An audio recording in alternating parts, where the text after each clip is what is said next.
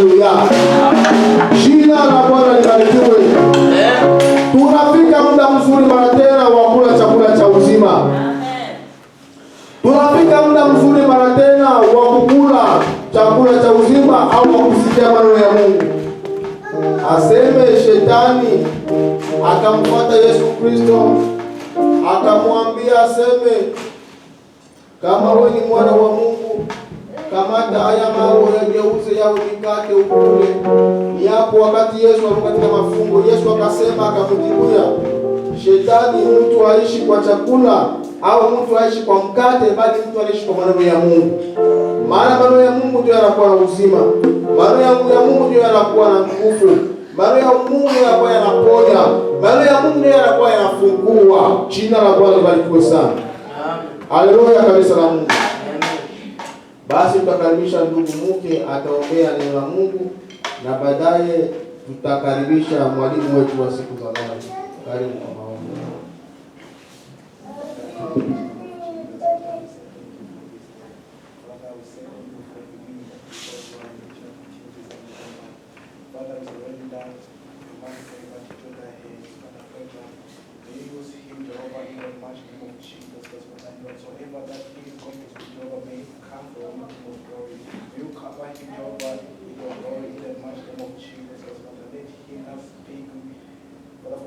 Jehovah, but may he listen from you, Jehovah, in Jesus' name. Jehovah, we pray that may you, Father, touch our Jehovah who are going to listen your word in the mighty name of Jesus, Jehovah, that may we understand it, Jehovah, in Jesus' name, we pray and give us our hearts. Amen. Amen. Amen. Amen. Jina la Bwana libarikiwe.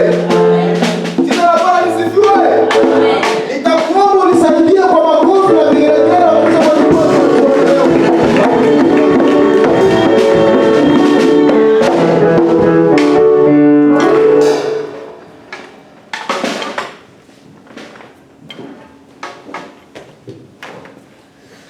Amen, amen. Tunambariki Mungu magharibi ya leo kushimama mbele yenu juu ya kusema neno la Mungu. Haina zoezo au haina histoire au haina mapla yetu shibantu, mipango ya Mungu bado misingi ya dunia hii. Mungu akosha kujuaka mambo yote hii, na siku ya leo kama tuko wazima Mungu alijua. C'est pourquoi tunamshukuru kushimama mbele yenu. Mungu amibariki. Na tunajua kama au kukuye leo kama tukukuingia hapa hivi kusema neno la Mungu, tunasema yo njoo wewe na mie tuko hapa. Mungu akubariki njoo ya presence yako. Amen. Ndio magharibi ya leo tunapenda tukusemezea mambo kidogo. Tunapenda tuseme kwa mambo kidogo. Tutenda kusoma mkitabu yetu ya Acte 3. Atatusomea kwa Acte 3 chapitre Acte 3 verset 1 jusqu'à 6. Tunasoma kitabu cha Matendo ya Mitume 3. Tunaanza 1 hadi 6. Tunasoma katika jina la Bwana wetu Yesu Kristo.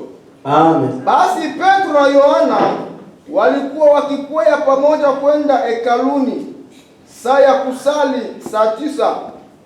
Na mtu mmoja aliyekuwa kiwete toka tumboni mwa mamaye alichukuliwa na watu ambaye walimweka kila siku katika mlango wa hekalu uitwao Mzuri, ili aombe sadaka kwa watu waingiao ndani ya hekalu. 3. Mtu huyo akiwaona Petro na Yohana wakiingia hekaluni, aliomba apewe sadaka. 4. Na Petro akimkazia macho pamoja na Yohana akasema, tutazame sisi. Akawaangalia akitarajia kupata kitu kwao. 6 na mwisho. Lakini Petro akasema, mimi sina fedha wala dhahabu, lakini nilicho nacho ndicho nikupacho. Kwa jina la Yesu Kristo wa Nazareti, simama uende. Amina. Amen. Magharibi ya leo tunapenda kusema hii mambo ulishakujua, lakini ndani yetu tutasema inasema Mungu nikumbuke. Napenda Mungu akumbuke leo, Mungu anikumbuke, Mungu atukumbuke. Kama tunafuata hii story mzuri, shote tulishabijua, tushabisomaka, banisha kutubiri, tunaijua mzuri. Biblia inasema ilikuwa ni wakati ya magharibi, saa maombi. Asema jana pita banadamuka pamoja beko nenda kwa hekalu. Kule kwa hekalu wanaenda kwenda, balienda ni njia ya kwenda kuomba Mungu. Na asema ilikuwa vraiment 9e, c'était l'heure, la prière de 9e heure. 9e heure, 15 heures. Ilikuwa ni saa ya magharibi, mpaka sasa hivi mimi na wewe leo tunaingia hapa kwa 15 heures. Tulikuja hapa kuomba. Asema wakati weko nenda, banafika pa mlango. Na ile mlango ya kanisa, ya temple, weko naita Belle Porte, mlango mzuri. Asema balikuta hapo peko kibwete. Balikuta hapo kibwete, asha kumwikalisha pale.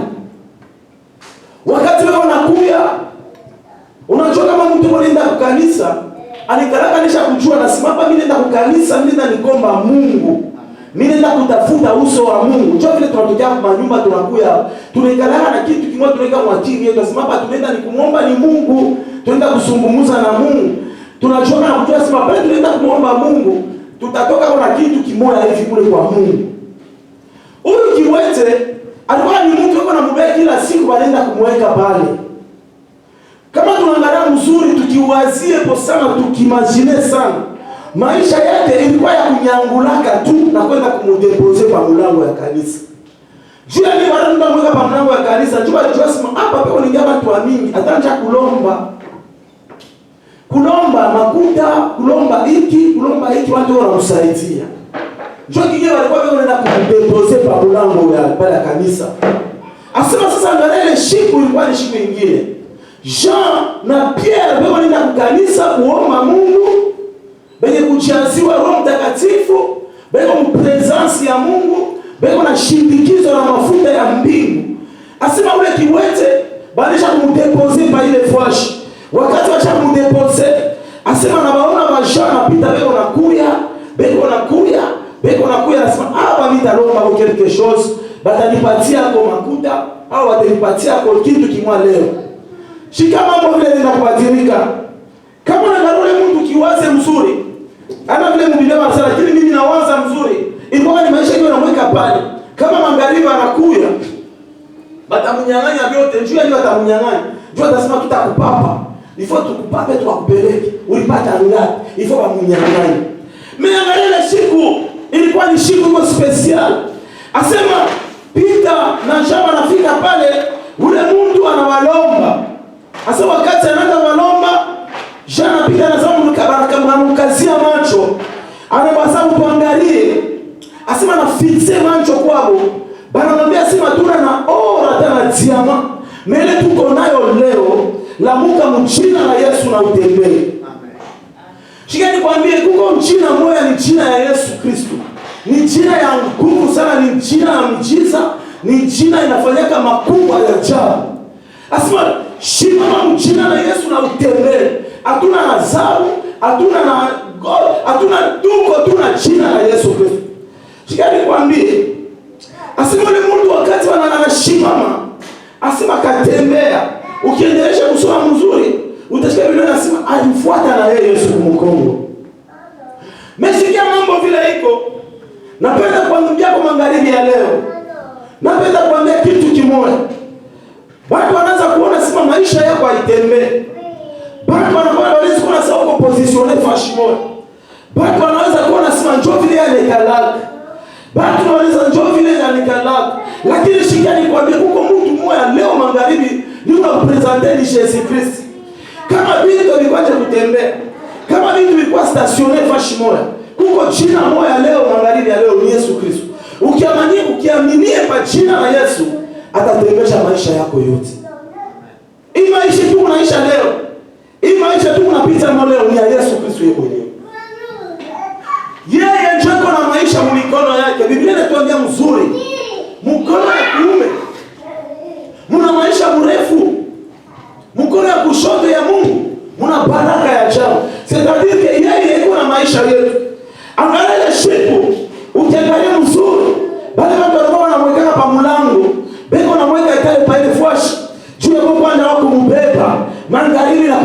kufanya. Asema wanafika ile shimo, banakuta ajana hapo. Banaanza kujiuliza mtu anaenda wapi? Pengine wanaanza kujiuliza pengine afu anatembea je? Anaenda wapi? Wanasikia kavumu, asione mtu alitembea. Shika nikwambie, kuko tu jina moja, Yesu Kristo atatembesha mambo yako. Atatembesha vizuri ndani ya maisha yako. Ni yeye ndio muungano wa kila kitu. Daktari aseme itakuwa mashangaisho sana kwa watu. Ukiangalia mzuri huyu mtu alikuwa na imani, ndio mambo ya kwanza. Mambo ni imani. Hii maisha tu unaisha leo. Hii maisha tu unaona leo. Hivi tunapita kwa na imani ndani ya Yesu Kristo. Shikani kwambie, usizania sana Mungu anaweza kukuvisite mubantu wa mingi, na Mungu anaweza kukuvisita hata mubantu 2 3. Ule mtu wakati Mungu anakuvisite kwa ni siku yake. Asikuchu wake. Asema ndio itakuwa siku yake. Bali kuya tumbona jana pita, mtu watatu kwa ni Yesu Kristo. C'est l'esprit de Dieu. Dieu ni mshimamishi. Shani kwambie leo, kuko mtu mwani Yesu Kristo ana uwezo ya kushangia historia ya kila kitu. Amen. Ana nguvu ni Yesu Kristo. Leo tunapenda kusemezea yako. Juu ya Mungu akukumbuke kwa magharibi ya leo. Mungu anikumbuke kwa magharibi ya leo. Na mimi najua Mungu asakwake mtu. Mungu anaweza kukusabu leo. Mzazi yako anaweza kukusabu leo. Mungu wa mbinguni anaweza kukusabu. Barafiki anaweza kukusabu leo. Lakini kuko mtu mmoja Yesu Kristo asabu wake. Yaani kalaka na kitabu cha kukumbukia hapo, remembrance. Kumbukumbu. Anakumbukaka maisha ya mtu. Anakumbukaka vizuri vya mtu. Anakumbukaka vitu vya Mungu, vile vitu unafanyia Mungu. Kazi unaweza kumfanyia Mungu leo, Mungu atakukumbukaka. Hata leo hivi ndani ya kanisa, Mungu atakukumbukaka.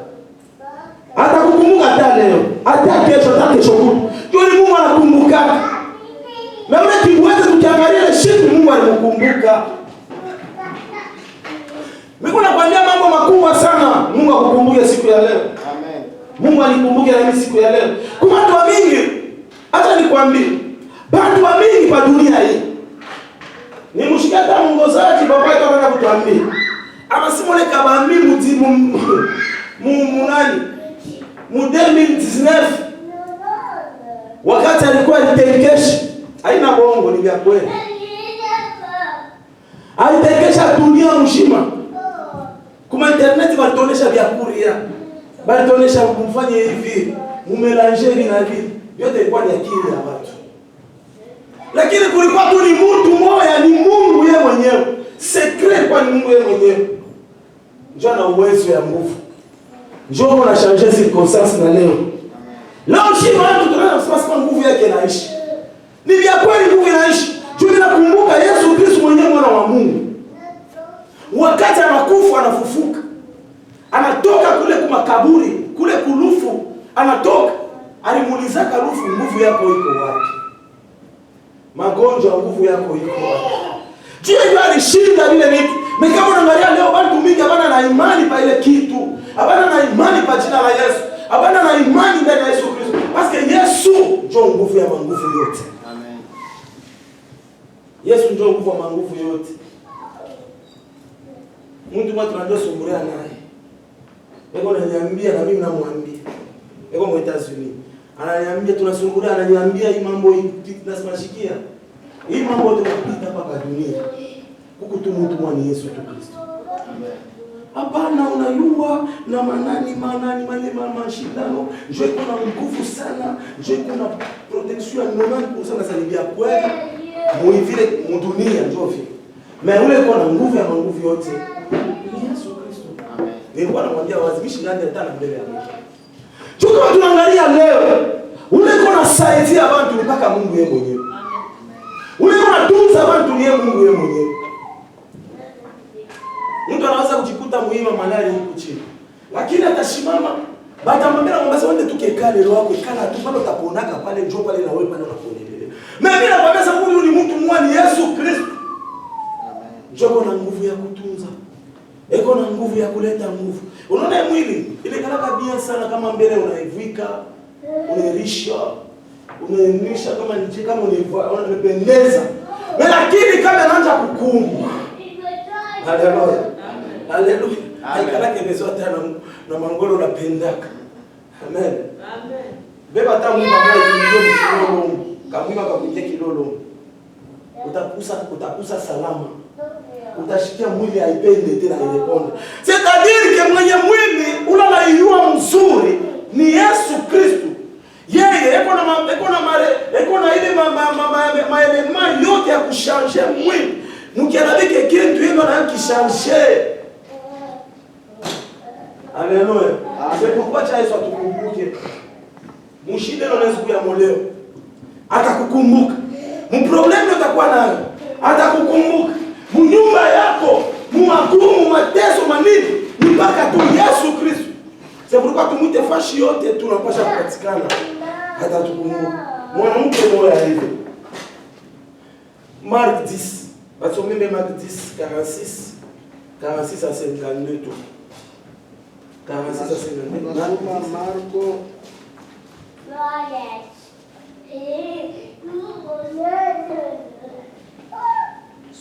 Nasoma Marko 10 46 Fikia kwa 52 kwa. Tashuka mpaka 52. Tunasoma katika jina la Yesu Kristo.